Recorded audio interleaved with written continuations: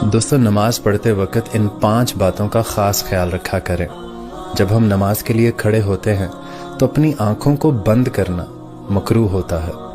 جب ہم نماز کے لیے کھڑے ہوں تو ہماری نظریں سجدے کی جگہ پر ہونی چاہیے، کیونکہ موت کے بعد ہمیں اسی مٹی میں جانا ہے۔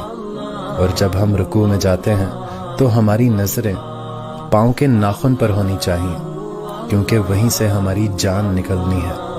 اور جب ہم سجدے میں جائیں تو ہمیں اپنی آنکھوں سے اپنے ناک کو دیکھنا چاہیے، کیونکہ موت کے بعد سب سے پہلے ناک ہی ختم ہوگی۔ اور جب ہم بیٹھے ہوں دعا کے لیے تو ہماری نظریں جھولی کی طرف ہونی چاہیے، کیونکہ ہماری جھولی ابھی بھی خالی ہے اور بھر بھی جائے گی، تب بھی خالی ہے۔